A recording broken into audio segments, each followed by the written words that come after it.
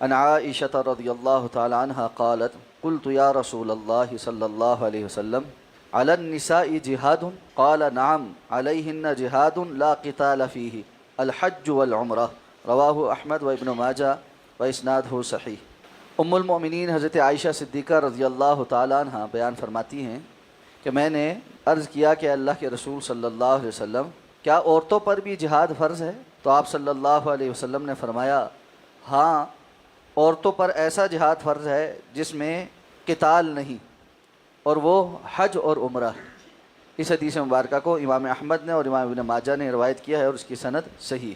اس حدیث مبارکہ کو بیان کر کے سب سے پہلی بات جو ثابت ہوئی وہ یہ کہ عورتوں کے حق میں حج اور عمرہ اور اس کی جو مشقت ہے وہ جہاد کے طور پر اللہ رب العزت نے قبول کی ہے۔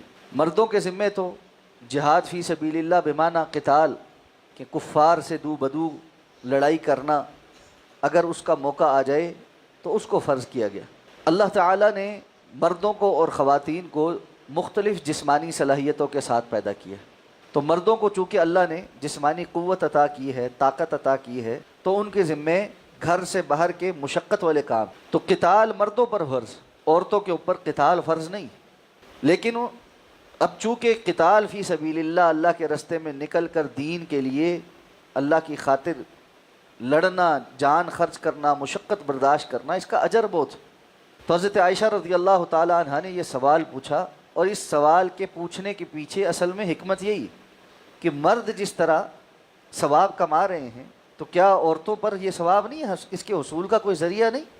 تو آپ صلی اللہ علیہ وسلم نے فرمایا کہ کیوں نہیں، لیکن عورتوں کے اوپر اللہ نے جو قتال فرض کیا ہے، جو جہاد فرض کیا، اس میں قتال نہیں، یعنی خون خرابہ نہیں، جنگ جدل نہیں۔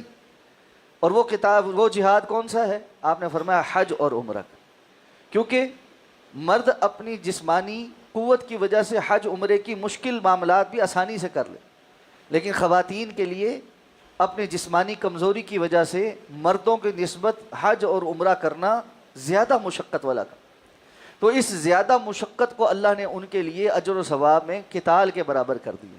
تو یہ اللہ کا فضل ہے، اس لیے کہ جسمانی طاقت اور صلاحیت تو اللہ کی عطا کرتا ہے، کسی کو زیادہ دے کسی کو کم دے، تو اللہ تعالیٰ جب کسی کو کچھ کم دیتے ہیں تو اس کا کوئی نعم البدل بھی دیتے ہیں تاکہ وہ اجر و ثواب حاصل کر سکے۔ اس لیے خواتین کو چاہیے کہ وہ حج اور عمرہ کریں، اور اس کے مناسک کو باوجود اس کے کہ ان کے لیے مشقت ہو جاتی ہے، اچھے انداز میں، احسن انداز میں پورا کریں تاکہ وہ اجر و ثواب حاصل کر سکیں جو مرد میدان جہاد میں اللہ کے راستے میں مشقت اٹھا کر حاصل کرتے ہیں۔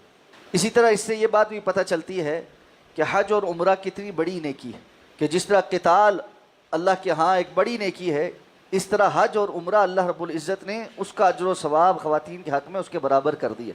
اس لیے اس جانب توجہ کرنی چاہیے، اور حج اور عمرہ کرنے میں کوتاہی نہیں کرنی چاہیے۔ اللہ ہمیں سمجھ کر عمل کرنے کی توفیق عطا فرمائے۔ سبحانک اللہم و بحمدک، نشہد ان لا الہ الا انت، نستغفرک و نتوب الیک۔